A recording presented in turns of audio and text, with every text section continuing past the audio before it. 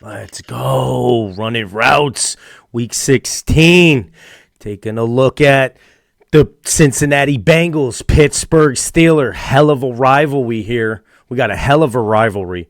Cincinnati's giving up 2. It's 36.5 on the over and the under. The last time these two teams met, 2023, November 26th. Pittsburgh pulls it off, 16-10. Brady, what do you think? Are we looking at a sweep here? Cincinnati Bengals? You think potentially maybe there's some kind of way here? Browning shines again very brightly, and he takes it out for a home there in the Pittsburgh Steelers. What do you got, Brady? Yeah, I mean, it's a tough call. This is obviously the toughest defense that Browning has faced. You saw it, toughest defense he's faced full game wise, because I do think the Baltimore's defense could put up a fight and who's a better defense, but that's a different argument because he was a fill-in for that game. So his first game in as the starter was against Pittsburgh, and obviously he fell short and struggled. But since then, this Cincinnati Bengals team has, turned it on defensively wise, especially. You're like, hey, where's this defense been all year long? You guys were, riding the coattails of Joe Burrow, and now it's the offense is riding the coattails of the defense, and they're showing up and they're slowing a lot, big teams down. They held the Colts to just 14, and the Colts were, red hot in a lot of teams. So I actually do like Cincinnati Bengals here taking it. I think, you gave Browning more time, more opportunity, more to, he's learned the offense now. And obviously with the way the Steelers offense is, you don't really know what's coming at you. And it's not like a good thing what's coming at you. It's a bad thing you don't know what's coming at you. Right. Because you don't know what quarterback you're getting. You don't know what wide receivers are actually dressing that day, because sometimes they want to play, sometimes they don't want to play. We don't even know what's going on. But how do you feel about this one, Charlie? I like the Cincinnati Bengals. I like them to cover, and I'd probably take the under as well on this game, though. I just think both these teams are playing defensively wise, that I think it could be a low scoring game. I agree. I looked at the over/under. I think it's about right. It's hard to pick a side on that one. I think that 37 range is about what this thing is going to be, like a 20-17 game. It's tough to decide really. I have the 20 and who's going to have the 17, though. Cincinnati's defense, as you highlighted, playing much better ball. You're going to have Mason Rudolph getting his first start in over a year. It's been like 2 years since he started. He likes to get the ball down the field all the way back to Oklahoma State. I do like that potential for maybe a big play for Pitt, but drive after drive, their offense, I can't trust the consistency there. Browning has done a pretty darn good job. He had his moments where he struggled against Minnesota last week. I think he got away with quite a few things last week as well. That throw up to T. Higgins, which was amazing play by T. Higgins, but I would say 9 times out of 10, that's the defense catching that one. But it worked out for him. On the road in Pittsburgh, divisional matchup, crazy tough. I think I'm going to go with Pitt sneaking this one out.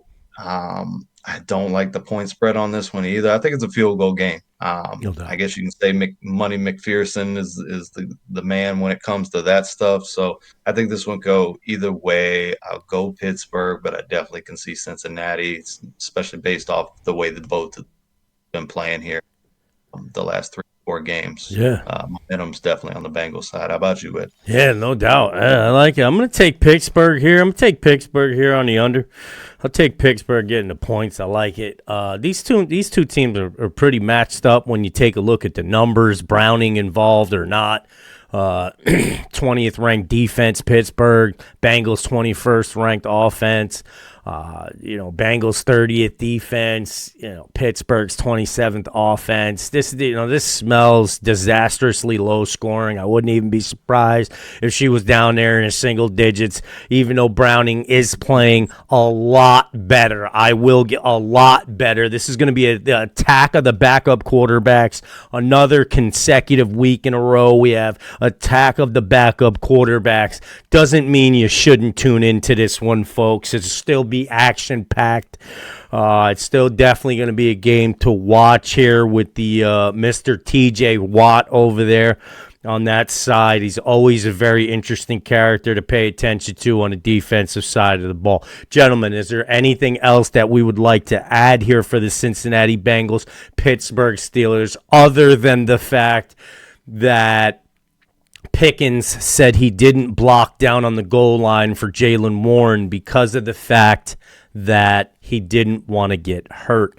My question to you, fine gentlemen, is this something that should be a concern, or is this something that the media is just taking and making a spectacle over because Pittsburgh's trash and we have nothing to talk about? Brady, what do you think? Yeah, I mean, it's definitely a lot of smoke, and Pickens has had his fair share of being, the spark that started the smoke this season for that team. I think it's just more headaches to a frustrated young wide receiver than it is anything else. I agree. How you feel, Char? I think it's a little bit of both. I think to a degree it's to be expected. I mean, the wide receiver position historically is not, a position that's going to get down and dirty, especially in the run game. But you do have to put forth some effort. And yeah, I agree. Frustrations mount, but that whole Pittsburgh team has a reason to be frustrated, including their head coach, Mike Tomlin, who consistently supports his players along the way. So you got to give a little back, in my opinion. Pickens, stick that in your hat, bitch to your family and friends, and put out of social media. Everybody knows this hasn't been a great season for you. Everybody had expectations, including yourself. You gotta be a grown man about it, or at least act like one until you get there about some of these things. It can't be a week to week thing where you want the ball more, all this stuff. Like eventually it will get you run out of town. But it's a big time concern for Mike Tomlin too, is it, getting to the point where maybe the message isn't really resonating with the next generation of what he's trying to get across, or is it kind of par for the course? And we know Pittsburgh's in a tough division. We'll see. I mean, they're 7-7. I can't even believe it's. I don't know. It's these northern East Coast teams that just talk crazy. I mean, if you're not winning properly, if you're not winning the way they want you to be winning, they're 7-7. They're in a hunt. They're in the hunt. They're not winning pretty. They're not mightily beating teams, but they won some games. They're 7-7. They're in the division with a defense that's top 5. You got the Baltimore Ravens are just firing on more cylinders than you have fingers. I don't get it. I don't get it. There's so much turmoil over there with Pittsburgh. Is it the culture? I'm not sure. Can't really answer that one, but I can move on to the next week, which is a red hot. 1 second. What do you got? I was going to say one quick question, because we've done this for the past couple of years now. Steelers, we've mentioned this now, multiple times. They're 7-7. Is this the year they don't hit 500? They have 3 games left. Bengals, at the Seahawks, at the Ravens. Can they win 2 of those? No. No. I don't think so. It's possible. This is Mike Tomlin's first year falling short. It's a tough ask. They haven't. It was a tough ask. Ask me again after this Bengals fucking game. Well, it's true. It's true, because we had the same conversation, 3 weeks prior last year when the Steelers were like what, they were 5-8 at the time we asked the question, and then they turned around and they ended up finishing the season with 4 straight victories and got finished out 9-8. So it was wild. Absolutely, it's always doable. We think highly of this division in particular, anyway. So yeah, it comes down a lot to that Week 18 game, I think. And if the Ravens have the number 1 seed locked up, I don't see them playing starters that game very long, so they could steal that victory away. I'm not saying a lot of things have to fall in right for the Steelers to have the number 1 seed locked up by then. So Not saying that the Pittsburgh Steelers don't look bad at times and have a very bad offense, and you just wish you would get some more high powered showings out of this offense, considering the running backs and the receivers and things of that nature. It's frustrating because you see the talent there. I mean, everywhere there's a good deal of talent there. You look at other rosters and it's like they're producing. And the coaching staff. I mean, there's just so much there that's why the expectation is so mightily high for Pittsburgh. And 7-7 is basically a loss. I mean, that's crazy because you're talking about the New England Patriots that got 5 wins or 4 wins or whatever it is, and they're like, fire Belichick. This is his second season not being in the playoffs after he's been on a record-breaking run. But it's just look how people talk if you're not winning. It's incredible what winning does. Not only for the culture, for the team, for the fans. Extremely young offense in Pittsburgh, too. All those skill position players that we like because they're so talented are very young. And you look at the flip side of the defense, sprinkled with leadership guys from Hayward to Minka to TJ. Don't kind of have that on the offense. There's a lot of glue there to keep that unit together. And no one has been the alpha on the offensive side at all. So Yeah, that could speak volumes. I appreciate the input. Sorry to cut you off there. We can move on to the next game. Absolutely, no problem, bud. So moving on here, we got another incredible red-hot Buffalo Bills team. Okay, that is 8-6. Okay, and they're 2-4 away. Interesting. Okay, the Chargers 5-9. They just fired everyone. They just fired everybody but LaDainian Tomlinson. They got rid of everybody, okay? That number's still hanging. 21 still hanging. Okay, they're 2-5 at home. They're 5-9 on the season. Buffalo Bills are giving up 12. It's 43.5 on the over-under. Oh, my goodness, how red-hot the Bills are. My screen's melting. Brady, can they keep it moving? Can this Chargers team win one, okay, at home off emotion? We got rid of the bad. Now only the good is left, and that is what's left. What do you think, Unfortunately, the Chargers firing is about 20 games too late. So the Cinderella story of any quarterback coming in there and succeeding right now this late in the season just isn't going to happen. And so the Buffalo Bills, as long as they don't do what the Dallas Cowboys just did and overthink the opponent, and you just had a big victory, you can coast now. Stop overthinking it. Play the smart game. Get the victory. Move on to next week. But yeah, Bills should cover. Bills should dominate. Bills themselves might even have the over on this one. But yeah, I like Bills victory. Bills Mafia. Quick 2-part story for my take on it. Feelings wise, I don't think the Chargers have any nucleus to circle around.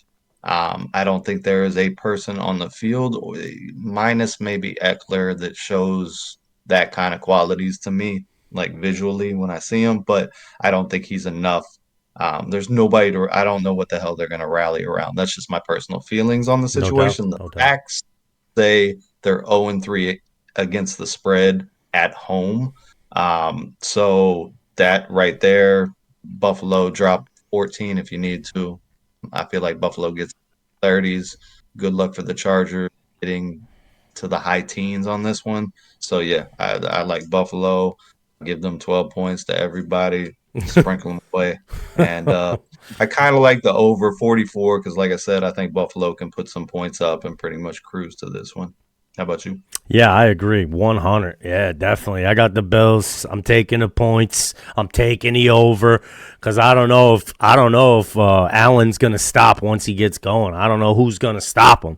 I mean, they just looked so good last week against Dallas, 31-10. They looked unstoppable. Micah Parsons, that defense did not look ferocious. That defense did not look like they wanted to stop anybody in that game. I mean, to be quite honest, That's a very bad time for that to happen at Dallas. We're not talking about them. We're talking about Buffalo.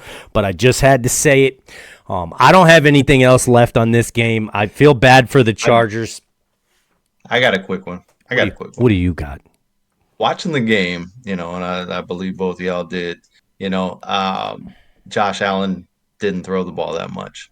And it's become visibly less and less since Joe Brady's taken over play calling duties. Do you think that affects his psyche or anybody else's psyche that's skill position wise, maybe a Diggs, seeing things, done for a reason, almost to take the ball out of Josh Allen's hands? Do you think that possibly with that young, there's been fireworks there behind the scenes that we haven't seen, but we know it's been there. Do you think that could possibly cause any friction as the season goes? Because winning does cure a lot of things, but there are egos involved. And do you guys feel like that could play negatively in the scenarios moving forward into the playoffs, possibly in the playoffs where Josh Allen might have to pick up the ball and throw the ball more because they're facing better teams? I mean, I don't think so. I think winning cures everything until it doesn't. I mean, it's proven and it's shown that as long as you win, whatever the problem is, was, or may be, is non-existent when you're winning. I mean, it's just the way it is. Winning masks everything. It masks doubt. It masks everything. Whether the doubt is still there, whether it's not possible or it is, in my opinion, winning will cause them to propel themselves to the tippy top if someone doesn't expose it and it isn't visible for everyone. I mean, as long as they keep winning, right? That's what I'm saying. As long as they keep winning. My comment, just real quick, was based off the post-game interview watching Josh Allen because they were touting Cooks and how good. And he said, well, I only threw the ball a couple of times this game. And it was just the way he said it and the way he was looking that just instantly made me think of him as kind of like spoiled bratty. Just like, well, it wasn't about me, type of attitude that I just didn't like. It rubbed me the wrong way when I watched it. Yeah, I did see a funny take on the fact that it was like a meme or whatever. It was like, James Cook, angry. It was like a picture of somebody with an angry face, like James Cook watching Josh Allen get the game ball for all your hard work. Like, but it's true. Like, just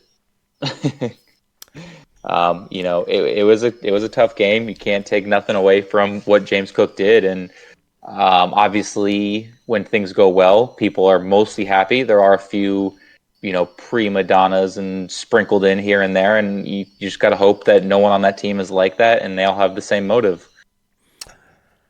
Sure. Yeah, I mean, I think that again, I think as long as they're winning, I don't think it plays too much into it. I think if you got to run the ball to beat Dallas, and that's what the game plan was coming in, then they executed that perfectly. I think that, just like when you ask a receiver, they're going to have that. That's the competitor in him. To me, that's the competitor in Josh Allen. The competitor in him, he wanted to win the game. I mean, yeah, that could end up being a problem down the road. That's really what I'm saying. I mean, it could be. Because between him and Diggs, they both have that. And they are both very outspoken about it, and their body language speaks it. And if Buffalo turns into a running team and they're winning, I don't know. I think there's possibility for friction that could get in their way at some point in time.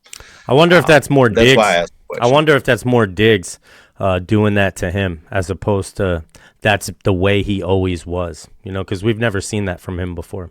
That attitude like that, But, when you're with Diggs for as many years as he's been, maybe it could have just bled over onto his plate, and now they're both drinking from the same cup, and they both have that attitude that they want to win. There's nothing wrong with wanting to win, in my personal opinion.